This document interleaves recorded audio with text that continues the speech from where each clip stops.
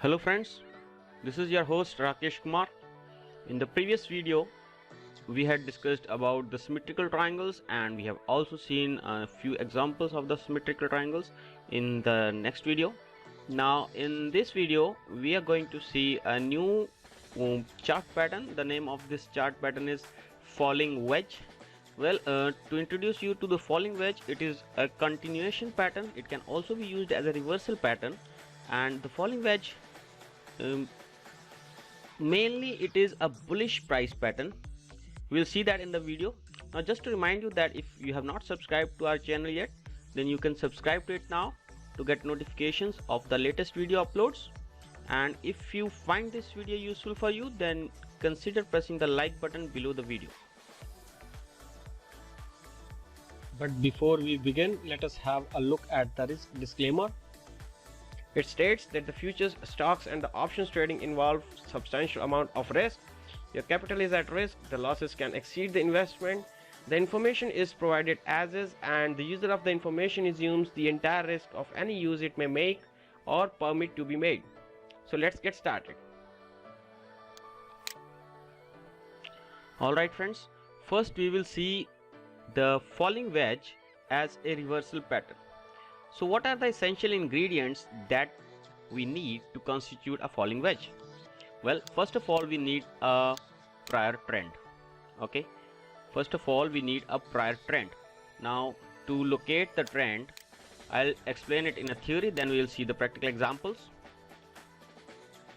First of all, there should be a trend because we are okay, I'll just mark it here.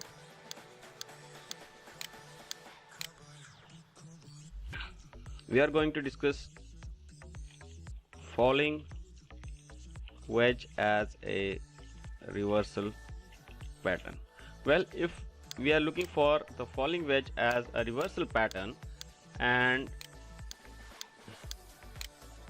it is a bullish price pattern, bullish candlestick pattern, then how we are going to see it as a reversal pattern? Well, we can only see it as a reversal pattern only and only if there was a downtrend. So first we will try to create a hypothetical downtrend. Well, in a hypothetical downtrend, we know that a downtrend is formed with the lower highs and lower lows. The previous high is here, so next time the high will be lower than this, so somewhere here, and lower lows, lower highs, lower lows, lower highs, lower lows, lower highs, lower low. So you see, this type of price action is a price action where the price is coming down and we can say that the price is going lower. Now we need to see a wedge formation. Now what essential, the first thing is the trend is there. Now we have to make a wedge out of it. Next thing that we need is upper resistance line. So we will try and create one upper resistance line. We'll join the highs and you will see that upper resistance line is made. Now because I'm giving you textbook example, so the highs should match. See, all the highs are matching, that means it is an upper resistance line. The next thing that we need is a lower support line. For that we need to join the lows. We need to join these lows. Okay, perfect. So by joining these highs, we have created upper resistance line. See, very good. And by joining these lows, we have created a lower support line.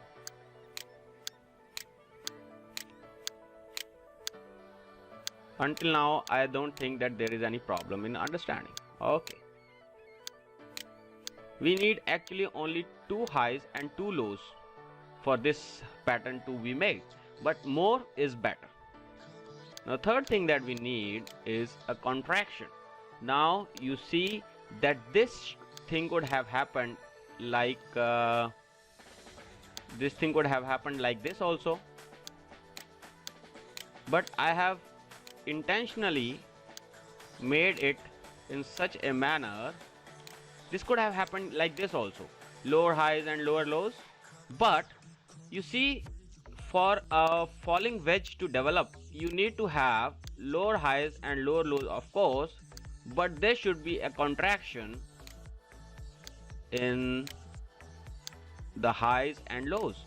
So you see, this low and this high are very far.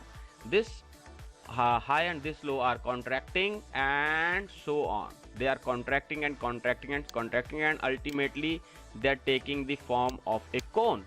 If you know, the form of a cone is it has a broad base and an apex. So this apex is here. So the price can keep moving here in this pattern for a long time, like this, like this, like this, like this. Okay, so this is how a falling wedge is formed. Now we need is, after contraction, we need is a breakout. Now because we are studying the falling wedge as a reversal pattern, so we will need a breakout to the upside. Okay, if the price moves outside this wedge on the upside, then it is called a breakout.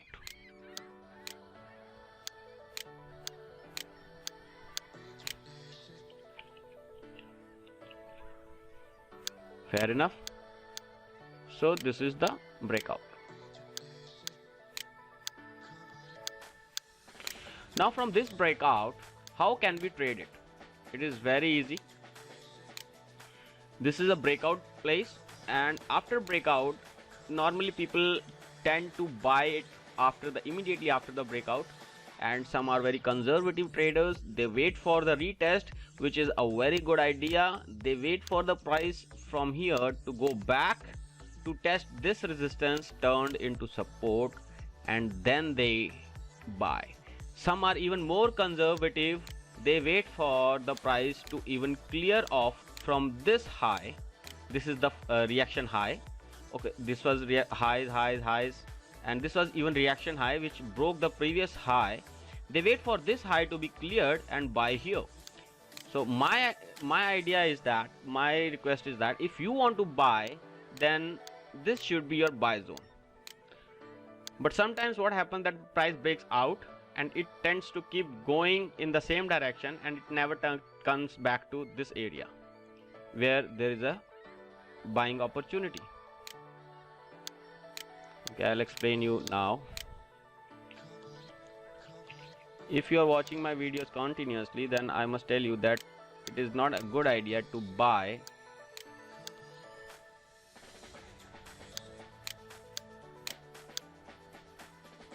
sorry.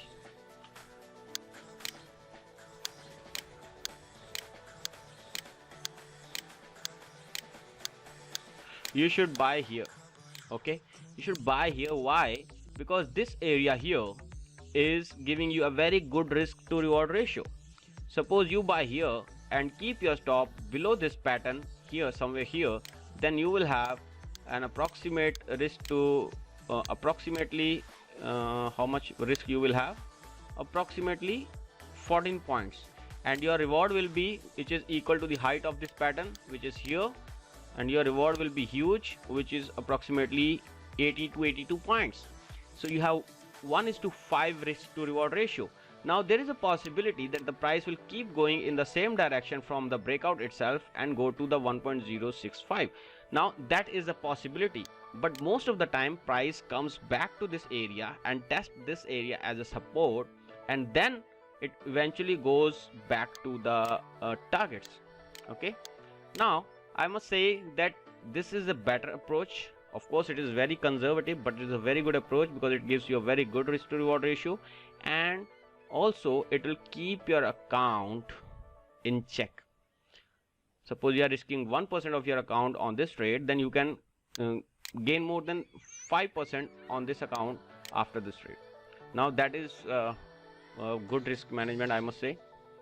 And after this, what else is required? Precautions. I just told you precautions already, but we'll just quickly cover. Wait for the confirmation before entering. This is very important because Sometimes out of curiosity or out of the fear of missing out a trade, what traders tend to do is here they'll see that the wedge pattern is forming. They know that the falling wedge is a bullish price pattern, so they will buy here at the support, they will buy here, and maybe immediate after the break, which will not be a good idea because there is sometimes a false break to the upside and then price eventually comes back. You wait for the candle to close outside, wait for the 3 candles to stay outside the breakout in your time frame, whatever time frame you're trading, and then only enter a trade. I must say, don't even enter here. You should enter here only. This is a very good buy area. Okay, this is a very good buy area. You should enter here, and well, that's it. This is one of the first precautions, is that you wait for the confirmation. You don't enter just like that. Okay, and don't enter before the breakout occurs in the anticipation that it will break to the upside, because I must tell you that we are studying the falling wedge as a reversal pattern. But if this was